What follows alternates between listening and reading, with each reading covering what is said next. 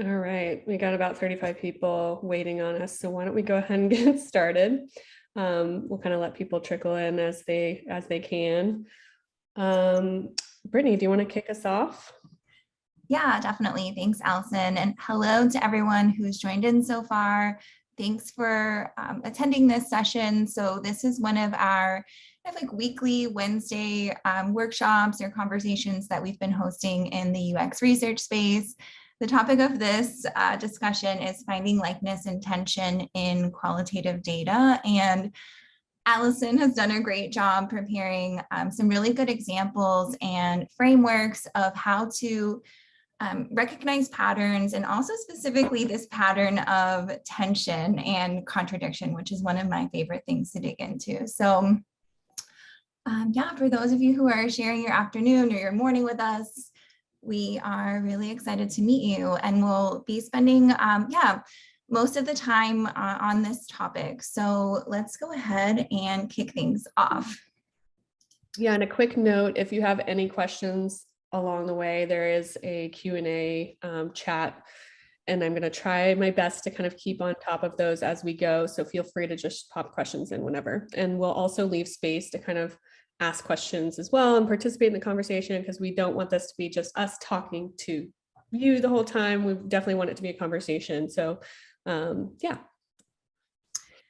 Yeah, a little bit about us, the hosts, so Brittany and Allison. We're the co-founders here at Notably. Allison and I have been friends for a long time. We've been kind of like in the in the thick of things here with Notably lately, but our friendship, our working career goes back almost 10 years now. So prior to starting Notably, the product, Notably, so that you all know, was a boutique research agency. So we were doing a lot of hands-on research, mostly in the technology and software space for our clients. And a big part of what we were doing was actually really similar kind of workshops for our clients. So we love talking about research, we love doing research, we love meeting researchers, and these weekly workshops give us a chance to do that. So yeah, Allison, do you want to share a little bit about your background too? Yeah, sure.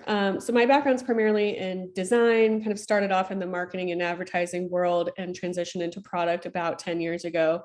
So I've worked for all different size organizations, from startups to software companies to in-house and consulting, and kind of along the way have picked up just different tools and frameworks and things that, people tend to keep kind of close to their chest as their secret sauce, like sort of design process. And part of these sessions, these workshops, is about really giving back and sharing those things. So some of these frameworks that I'm going to be talking about today were ones that I've learned on the job consulting for companies like Amazon and Boeing and Logitech. So yeah, excited to just kind of pull back the curtain a little bit and share, whether you're seasoned researcher breaking into UX, or yeah, I hope that you'll find something new here that you can kind of take back and actually put to use, and not just kind of theory or high level things. These are all real tactical things that you can kind of put to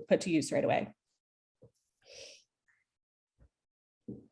So like Brittany said, we host things on Wednesdays. It's kind of become our new thing. Every Wednesday there's something going on at Notably. So these sort of longer workshops we host twice a month. So the next one will be on the 25th of May, kind of the topic TBD. So if you have some ideas or thoughts or things that you want us to talk about, feel free to drop some ideas in the chat. But that will, yeah, we'll have the details for that shortly following this event. And then we also host what we call UX Water Cooler on Twitter Spaces on Wednesdays at sort of the same time in between weeks that we're not doing these workshops. And we like to bring in other people in the industry who have really deep knowledge or have gained sort of like a reputation for a specific topic area. So you can see here some of our previous guests. Sarah Duty, she's like really well known for kind of putting together your UX portfolio. We have Nick Fink here. He talked about sort of getting started, building inroads for juniors. Tanya Snook is known for UX theater. So she spoke with us for an hour about UX theater and red flags to look for. And then Doug Collins, he's an author. He recently published a book called UX Field Guide, I think. So we try to bring on people who are really, really forthcoming, really willing to share their time, and yeah, definitely tune into those. Yeah, I will say we typically do Wednesdays. Sometimes, if there's a change of schedule, we've hosted a couple of these Twitter spaces in the evening, like the one that we did with Tanya was at nighttime. So I'd say if you're interested in following along on those conversations, definitely follow us on Twitter, sign up for Notably.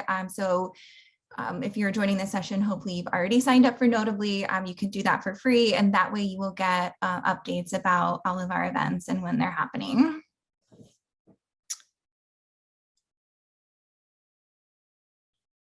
Allison, you want to walk us through the agenda for today, or do you want me to get us started here?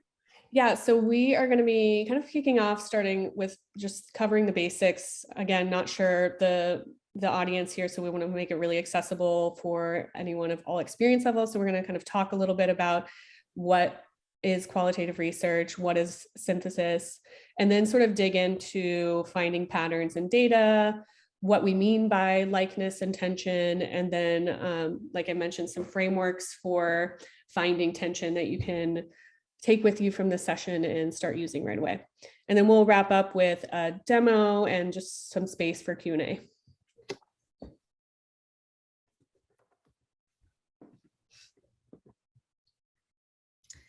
Yeah, so on a really high level, wanted to kick off by answering this question: what is qualitative research? Like Allison mentioned, there's probably lots of you on here who could run this part of the section and tell us all about qualitative research. But then there's probably some of you who are just breaking into this field. And yeah, we wanted to just kind of start with some of those basics. So when we think about qualitative research, this includes the processes, techniques, and methods of collecting and analyzing data. So specifically, that's conversational, sort of unstructured qualitative data.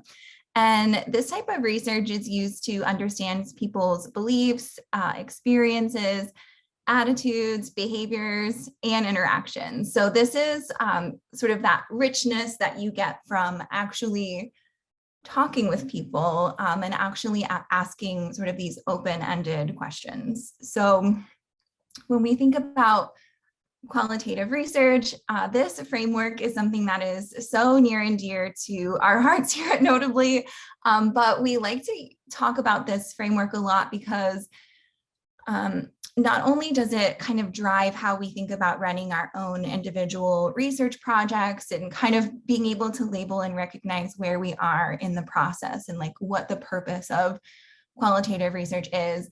On a much broader level, this framework is something that we use to kind of inspire our product decisions. So Notably is a software app that helps you collect, analyze, and share research. So we use this as a framework to guide our everything from like our North Star metrics to how we make decisions about priority.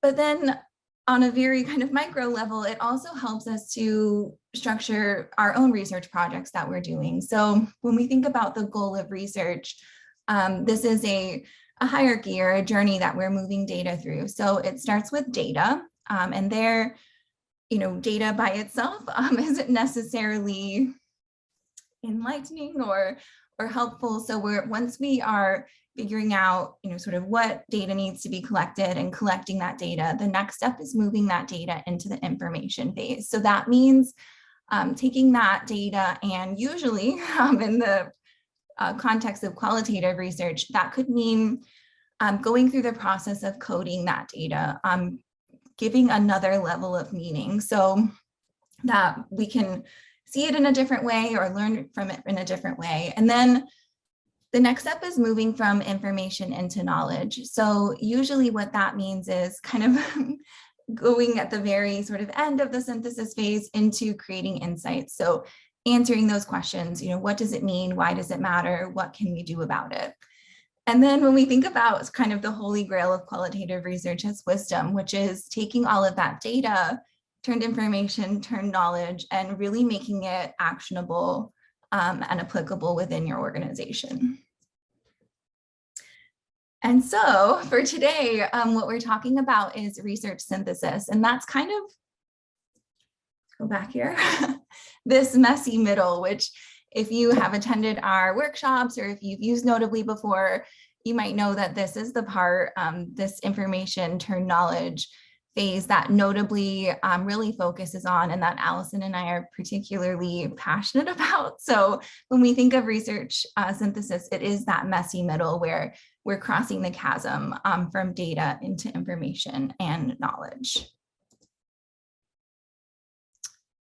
So Allison is going to kick us off on one of those very first sort of goals or steps in that process, which is once you've collected data, how do you start to find patterns? Yeah, so this is really interesting because really the output of your research is only as good as the input, and the input is only as good as how much you've planned for it. So we think that, you know, all good research starts with a really solid research plan with research goals.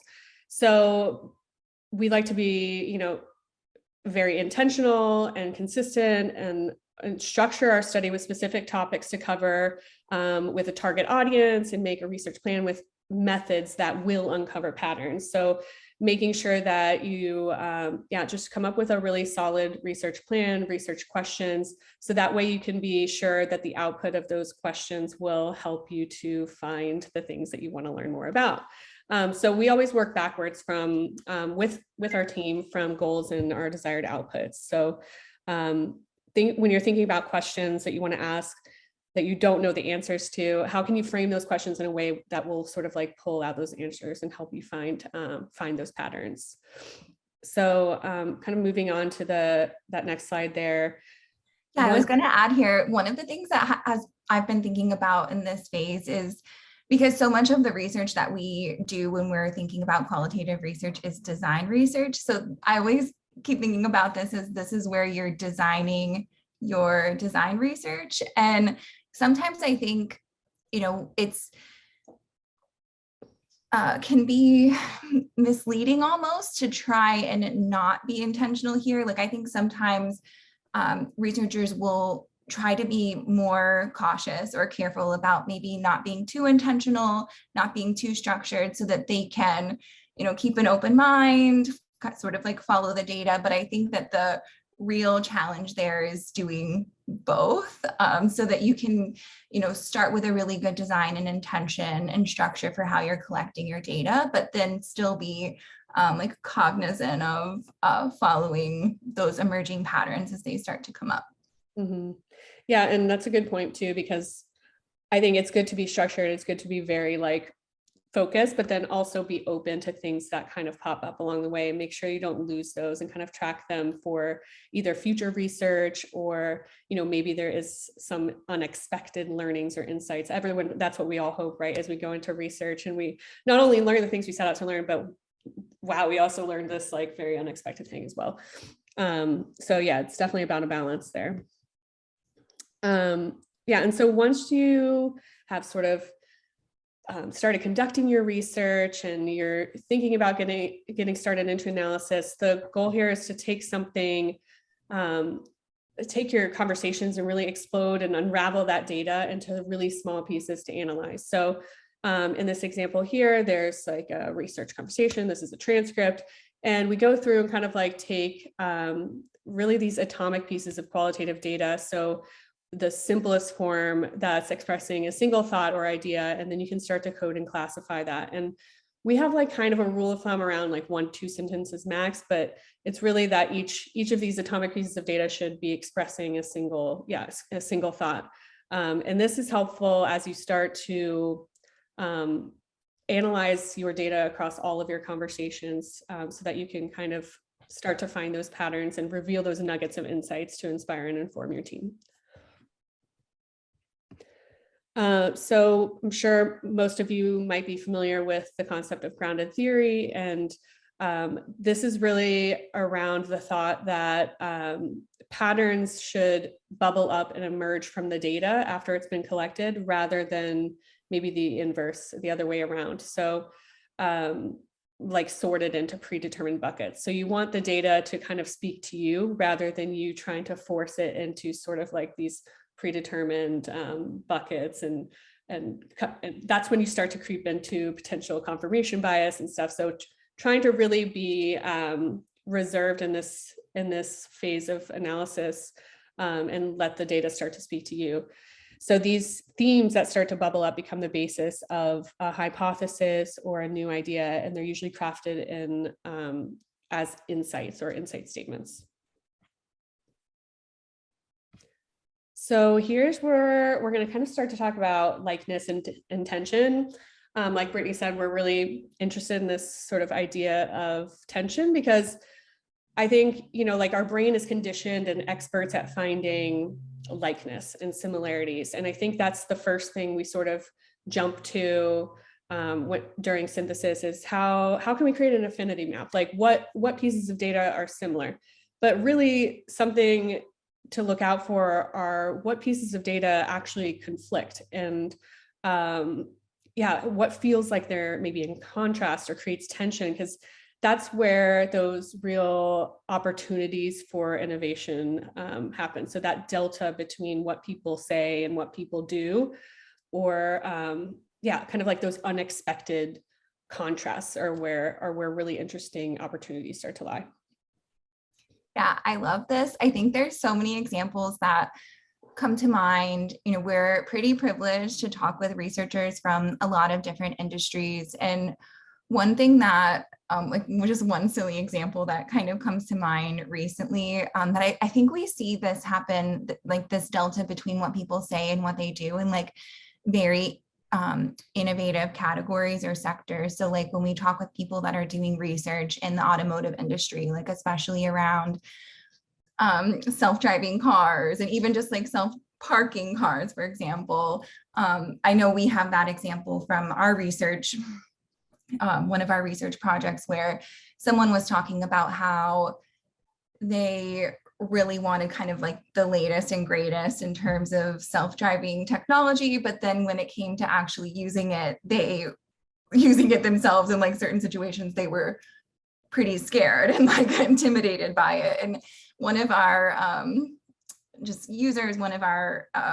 so her name's Helen, I saw that she posted on Twitter the other day that she had like this experience using the self-parking mode on her Tesla, where she kind of felt like everybody was watching her like not actually park her car. So she was like, I don't care how easy it is to use this feature, like it's embarrassing for me to look like, she was like, I felt like a worm where everybody was just like watching me not park my own car, so I'm never using it again. And I feel like that's where, when we see these contradictions in the design industry where people say one thing but actually do another, that's where it's kind of like our job to dig in and kind of figure out like, why is this happening? What can we do about it? Mm-hmm. Yeah, so I'm glad that you kind of brought that example up, because our first framework has self-driving autonomous car as the example. So if we jump into the next slide here, I thought we could talk just a little bit about like this, what I like to call like the little black dress of frameworks. And it's really the 2x2. I just love a good 2x2 because you can really, it's just so flexible, so versatile, and such like a simple way to start finding patterns and tensions in your data. So when you're kind of thinking about your different axes here, thinking about what's really going to pull apart and distribute all your data across your 2x2. So playing around with those different axes. So I think in this example, high urgency, low urgency, low frequency, high frequency, I was plotting, how much users were reaching for certain features in a product. So there's so many different ways to sort of play with a 2x2. And I thought this first example here is called the 4 W's. So you kind of create your 2x2 and you have what we saw, what we heard, what it means and why it matters. So those top two there are direct sort of observations and qualitative data that you would gather in the field or through an interview, observation. In this top left sort of quadrant there, we observe sort of like the driver. So Helen, I guess, in this example, the driver turned off, lane departure assistant in her car, or maybe auto parking in her car. But then maybe we heard that Helen says, I want the Tesla, like I want the safest driving new car with the latest technology and safety features. So that starts to get really interesting. And it's like, why do you want a Tesla with all these like fancy safety features, but then you're afraid to use them, or you're not actually using them at all? And that's when, in these bottom two quadrants, we have what it means. So drivers want cars equipped with autonomous tech, but still don't trust it. So that starts to become the kernel of an emerging insight. And then why does it matter? What is the design implication? So when you're thinking about, going into your ideation after doing all of your research, what are some considerations or learnings that you can take with you? And it's that drivers need more confidence in our system for them to use the autonomous features or a car offers. And you might have like a bunch of these, right? You might have a bunch of different design implications that come out of even this one, I guess, example here. But it becomes like a really good exercise for sort of like thinking about, okay, well, now what opportunities are there to create more trust, or how might we start to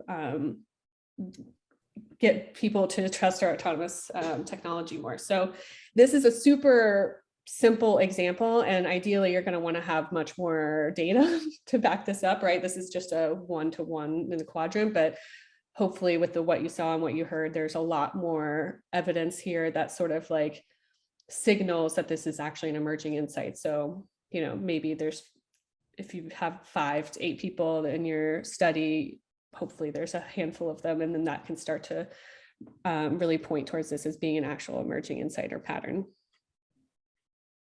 I love that we use this example. I didn't realize we were using it again, but yeah, right on. I think we're ready to go to the next one, right? Yeah, so this one gets a little bit more advanced. So the 2x2, simplest, most versatile. The hero versus villain versus bystanders is a framework, or kind of like idea generating activity that I used when I was in consulting. So we ran this study, I think it might have been with Ford or GE. But it starts to build on the highs and the lows in a user's experience. And we kind of use this fun superhero twist to structure the ideation session. So first step in using this is to start to map out the user's experience. So what are they feeling? What are they doing? What are they thinking? Up that top label's wrong. And kind of map out all the different steps in that journey. And ideally, you kind of have multiple people from different parts of the organization to participate in this exercise, so that there's sort of duplication from different vantage points, and it's not all just designers or just researchers doing this. But this is an example of a journey map from the passenger's perspective of a passenger ride share. And we've kind of identified, this is like a hypothetical scenario here, but we've identified what they might be thinking or feeling or doing in the different highs and lows in that experience. And so once you've kind of mapped out that journey, you can together as a team, if you go to the next slide, identify the hero moments. So where are those moments in which we're excelling and the user is having a high in their journey? Where are those villain moments? So the ones where we fall down and that are really disruptive to the experience. And then what are those bystander moments? So there are moments that might be indifferent, but could be worth a critical look, like how can we bring those experiences higher, or how can you bring those high moments closer into the sooner in the journey. So this is where it kind of gets a little bit fun and starts to get a little workshopy. We create this list of solves and superpowers as ingredients to sort of mix together with those villain and hero moments. So these prompts could be pulled from kind of the latest trends in technology. So here we have sort of automation, artificial intelligence, smart spaces, flexible spaces, or drones. You can totally steal this list and kind of add to it. And then you combine that with those villain moments and the hero moments. So again, going to the next slide, on the left here, we have an example of a hero moment. So I don't know if you've been, you call it Uber and then it's like, surprise, you get an Uber black car, or you get like a surprise sort of upgrade, and that creates a really positive experience in that journey. How might we superpower that with with a membership model? Or when you're en route to the destination, I feel like that's the most relaxed kind of one of the more positive, depending on, I guess, the car that you get and the experience. But how might we superpower that experience with smart spaces? So maybe, custom music playing or hyper personalization. Those all start to be prompts for some really fun sort of ideation sessions, and so that you can start to look for opportunities to innovate. And then when we look on this other side here, there are these villain moments. So I'm sure we've all had the experience where your Uber driver just like cancels on you for no reason. And then you have to request another car, or someone told me the other day that they actually had a driver call them asking them to cancel for them because they didn't want to get hit on their rating. And that whole experience is just really negative, really inconvenient. So how might we solve for this with distributed processes? Maybe like, hopefully now, I don't know if, I think it's still a thing, but like maybe it should automatically find you another driver nearby, and kind of erase that experience, that negative villain experience completely. Or have you ever been picked up from an Uber and they're on the complete opposite side of the street and it's raining? I lived in Seattle, kind of downtown, and this would happen all the time, where the driver kind of picks me up on the wrong side of the street. And how might we sort of like solve for that negative experience with more flexible spaces in cities? So this just becomes a really kind of fun way to look for new opportunities and ways to improve your experience. So some further reading here. These are books that I reach for all the time, classic sort of books for design thinking and research, and would definitely suggest that you pick these up if you haven't read them already. Next, we are going to actually jump into the product and kind of share a little bit more about Notably and how you can use Notably to find tension and likeness in your data. So yeah, Brittany, I'm going to hand it over to you to kind of take it from here. Yeah, thanks, Allison. First of all, I just wanted to say I love how we are sharing this framework, the superhero framework, because it's one that builds on the journey map, which I feel like when I first got into like different frameworks and methodologies, just the journey map itself was really just kind of eye-opening and super helpful to understand, just themes and patterns across an experience, and then being able to look at that sort of summation or cumulative experience across a sample of participants. So I love that this is just an example of how to take that journey map framework like even a step further. So really cool. We had some questions about sharing the recording. So we will definitely be sharing the recording after this session along with the deck. So yeah, and like you mentioned, so we're going to spend a little bit of time talking about Notably. I think we're doing like pretty good on time. So I wanted to, since we had some questions, maybe we can take a quick pause and see if anyone has any questions about any of the sort of methodologies around breaking down qualitative data into these smaller snippets, around sort of coding that data, or any of the frameworks that we looked at. If anyone had any, not even questions, stories, comments to share about maybe how you all might have used some of these methods or frameworks in the past. So yeah. I think we do have a question. How do you go about selecting a sample size for the types of studies you developed, like a diary study or a journey map? So I think what you're asking here, Laura, is kind of like deciding the number of people that you want to talk to for a study. And I think kind of like a good rule of thumb, I mean, you used kind of the example specifically of diary studies, and I think something to consider with diary studies is the duration and the length and the level of commitment. So I would probably index a little bit higher to account for potential drop off or incomplete kind of participation in those types of studies. But typically around like 8 to 10 is the sweet spot. Again, the diary study is kind of a unique one because just the output and the amount of data that's created from a diary study is a lot of data. So we found kind of like in our conversations with researchers and in our experience in the past, 8 is kind of like after 8, you start to see and learn similar things, especially if you're being really focused and good with your questions and with your plan.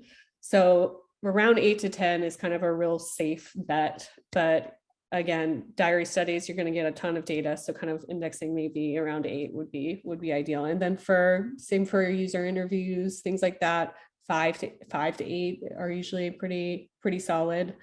Again, after that, you start to learn some of the same things over and over.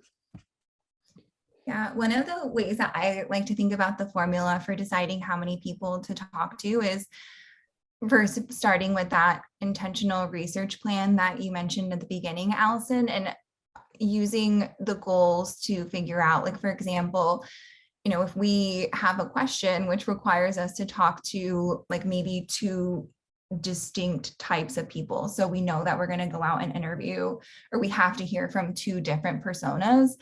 I just like to use a formula to make sure that we're talking to enough people where we're talking to enough of each persona type to find more than just an anomaly. So I think where you start to see those patterns that you can really rely on is around 3 to 5. So if you minimum 3 to 5, very kind of like MVP number there. So if you plan to talk with 2 personas, then that's where you get like that really strong kind of 8 to 10 being a good number. All right, so Alfredo here, good to see you. I'm glad that you were able to make it. I know we were going back and forth a little bit. How do you handle taxonomy? Does notably use some global taxonomy, or is it independent per project? And I think that's a good segue to kind of like go into the demo, because we'll talk a little bit about tags and taxonomy and how to think about that. Yeah, definitely. So before we jump into the product, a quick look at what Notably does. So we're a place to collect, analyze, and share research. So if you're using tools for note-taking, transcription, if you're using different tools for analysis or synthesis like spreadsheets or whiteboarding tools or shared drives for storing all of that data, Notably can help you centralize this process into one place. So we are actually going to get out of the deck and go into the product and take a look at what you the steps that you would go through in starting a research project kind of from scratch, and talk about a few of the ways that we might start to recognize patterns, recognize likeness and tension in a qualitative data set. And we can definitely get into this question about taxonomy along the way.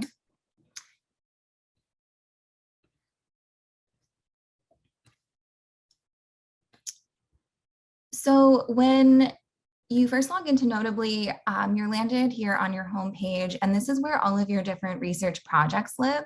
So you have some ways to create hierarchy here in your workspace with folders. You might think about organizing your research by team, or maybe by client, or potentially by product line. Lots of different ways that you can think about organizing your research. Today, we're not going to get too much into sort of the world of repository, or even so much kind of thinking about ways of using Notably with your team. What we will focus on is really kind of running that research project. So if you're one of the people who are out there kind of boots on the ground doing research, this is going to be for you.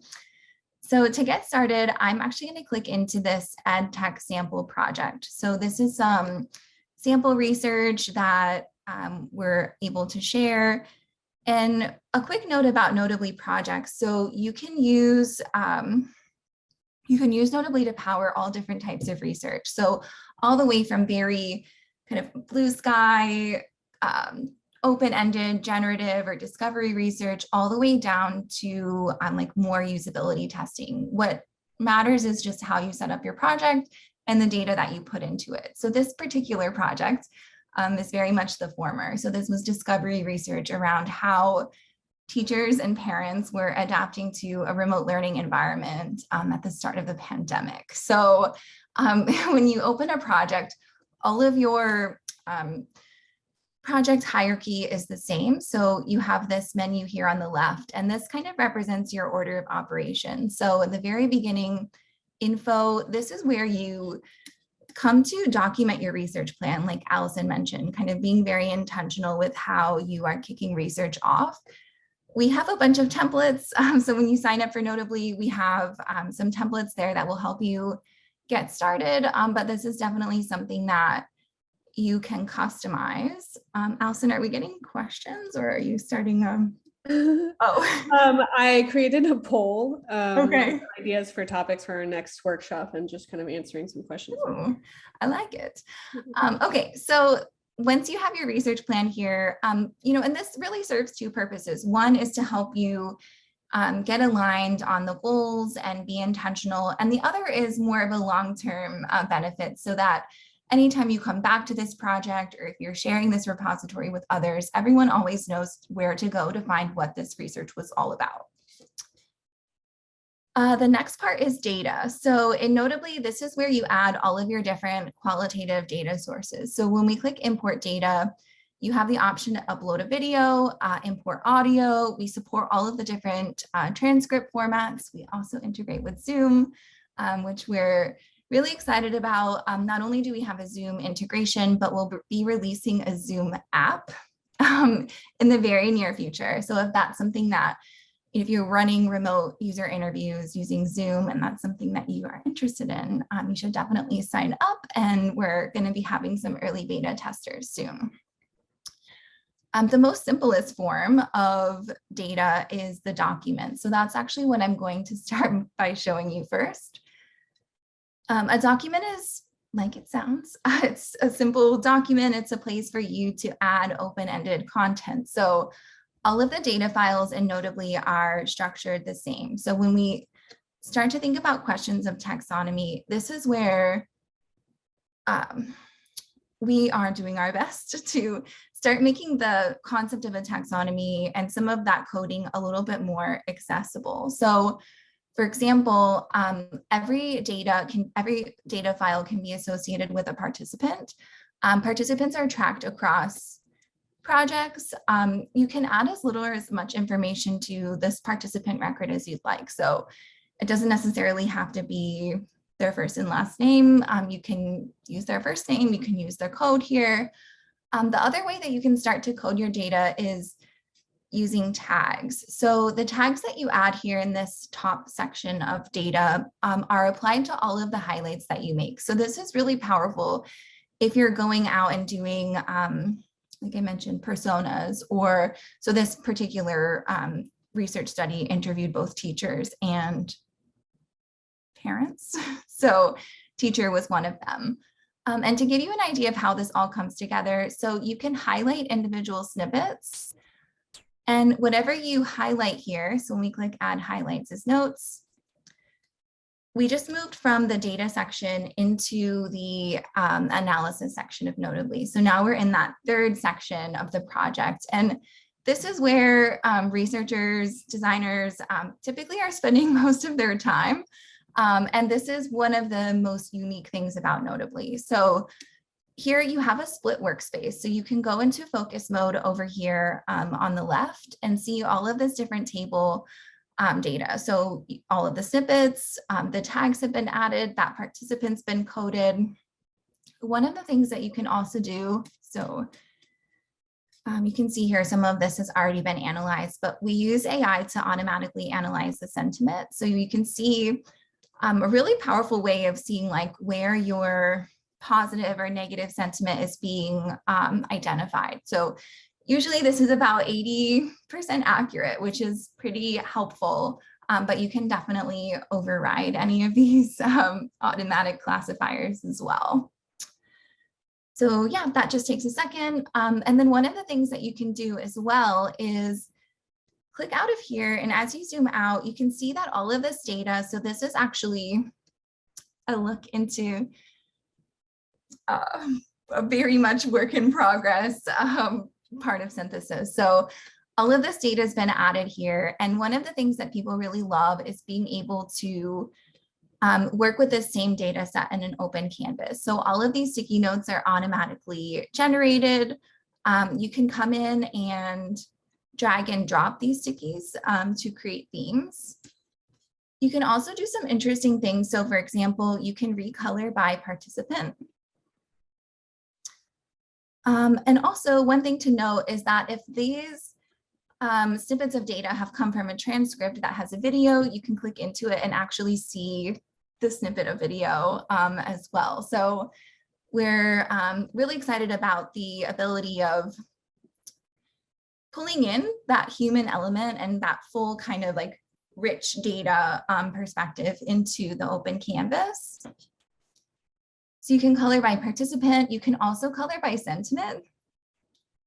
You can zoom out and get an idea of your themes.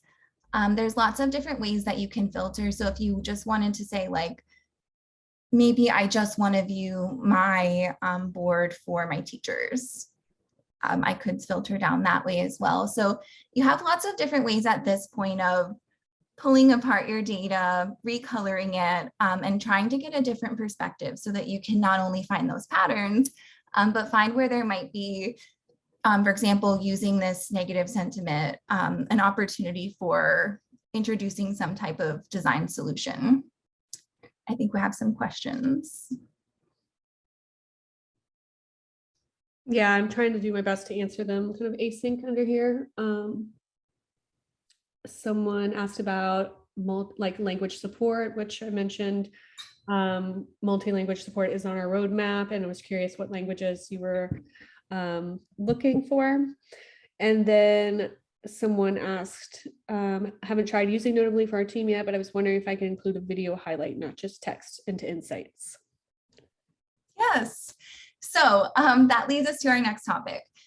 Once you have your data here, so you might be using just kind of the core affinity map. So grouping all of this data into themes, you might kind of use this to create a 2x2 or a journey map, depending on how you're organizing your themes spatially. But really the goal here is to be able to zoom out and use everything that you've learned, both from your coding and from the analysis and restructuring the data, to really understand, like, what does it all mean?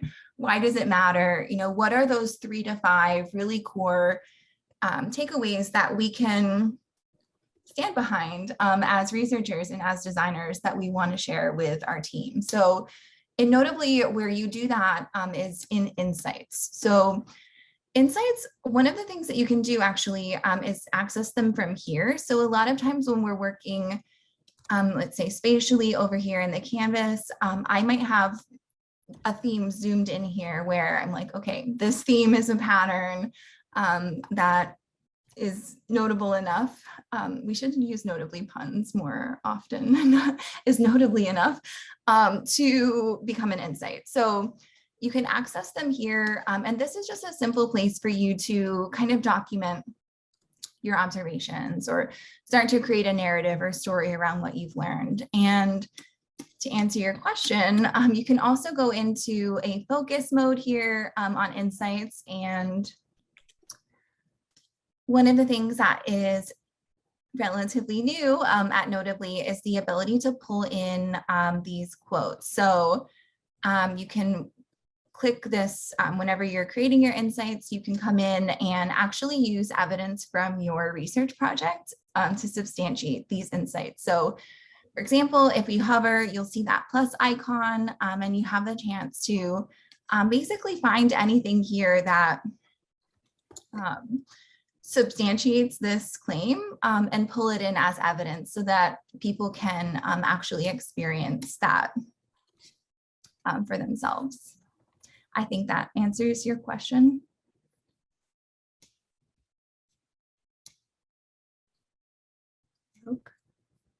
I think so. Yes, he said, thank you very much. We got a question about supporting Mandarin, which we do not yet. We'd likely start with like Spanish first and kind of like Latin-based languages before we moved on to Mandarin. But that being said, like you can use the documents and it's really just the transcription that's like specific to language. So if there's a another transcription service that you use that does have support for Mandarin, you can always import that into Notably. Mm-hmm. Yeah, one thing that I think is interesting that we can also, so since we have a little bit more time, a couple things that I can show you all as well. So just switched into a different project here. And a couple things that I think can be helpful to keep in mind are ways that you can start to create more, faster processes for yourself. So I know when you're running research on your own and you don't necessarily kind of have the luxury of a note taker, a lot of times those sessions might be happening like really back to back. We've done a lot of research around sort of like what it feels like to have to juggle all of the different technology that you're using during a session between Zoom and the place where you're taking notes and the place where you're kind of asking questions from. So one thing that people have started to do is set up documents within their projects as interview guides. So you can see an example of that here. Actually using this to make sure that you're asking the same questions to each participant and also as a place to take notes. So actually kind of typing those answers in line and every time you're going into a new session, just making a copy and changing the participant. So that's a little workaround. And then I thought that since we're all here, it might be interesting to take a look at another analysis board. And especially since we've been talking about journey maps. So this particular research project was organized into a journey map. So you can see kind of these three distinct phases of the experience, what's happening before research, during remote interviews, and then after.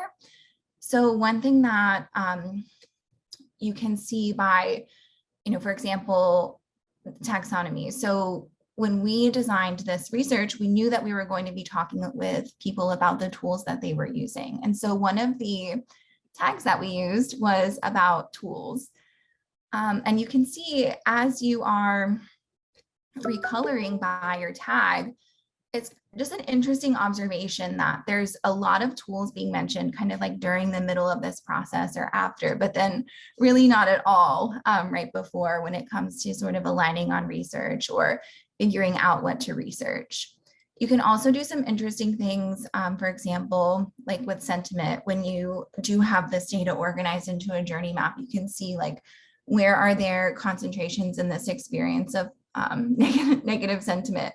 And even though it's negative and it is indicative of problems, in some ways, this is really helpful as a designer, as a researcher, because it's a pretty reliable and quantitative way of thinking about, where are there truly problems or bottlenecks in this experience where there might actually be like very low hanging fruit when it comes to making improvements or introducing some type of a solution.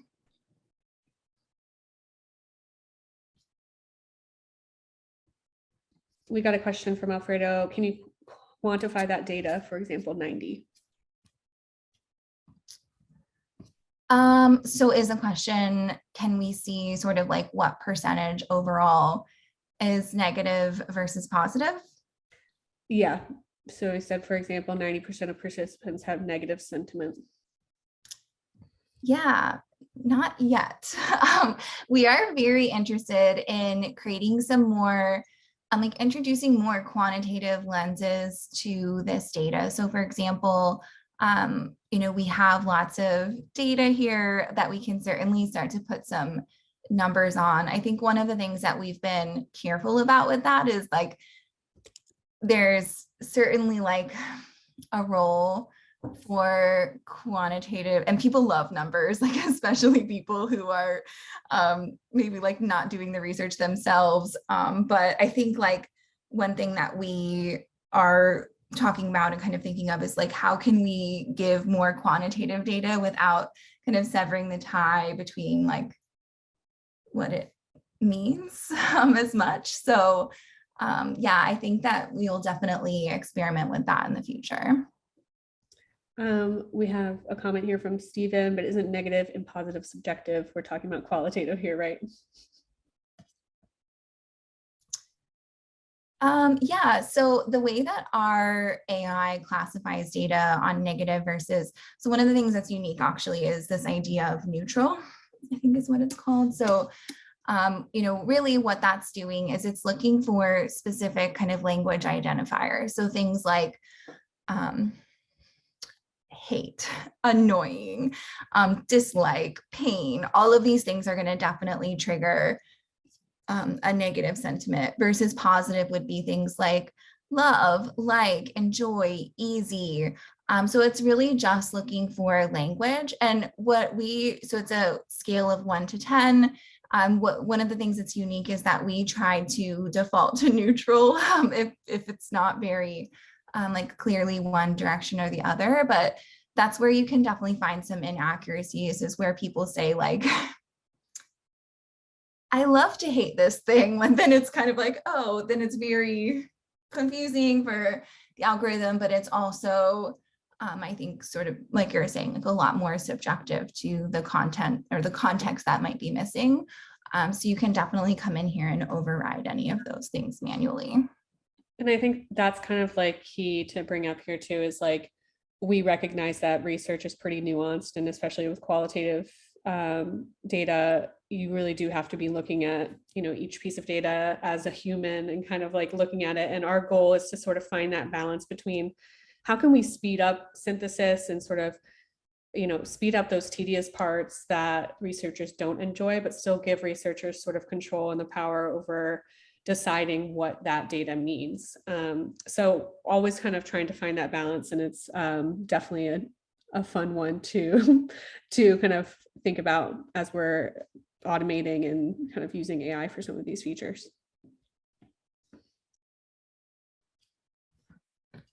So we are at 5 minutes. We have a question here from Emily. What rules of thumb do you use to determine when similar feedback has come up enough to become a theme or an insight?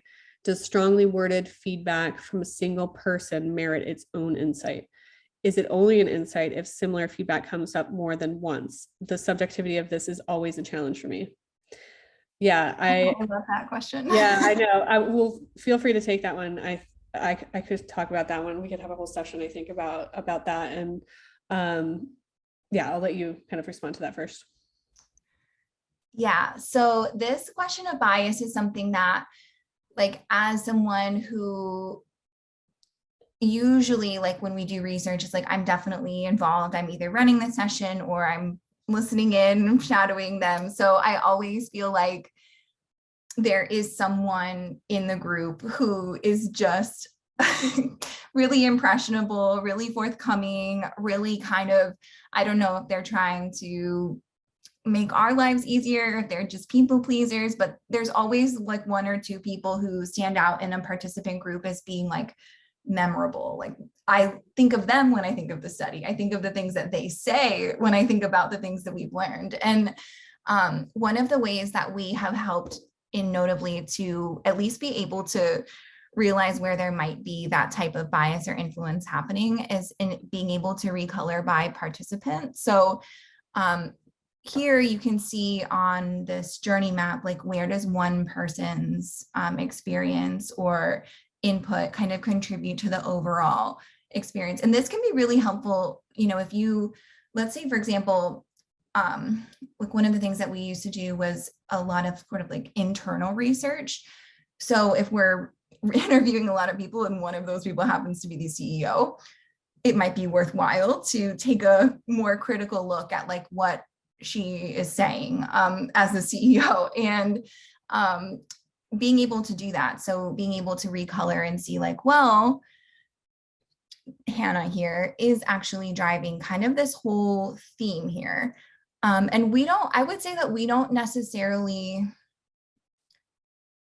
when we're creating themes, I think that one of the things that we're trying to not to really pay attention to is the participant at that stage. And so you might end up, just by kind of following the patterns, following the breadcrumbs, end up with a theme that is almost entirely driven by one person. But at least now you have the chance to pull that apart and kind of see where that's happening. And maybe that matters, maybe it doesn't. Maybe just being able to see that leads to another kind of kernel of an observation or an idea. Yeah.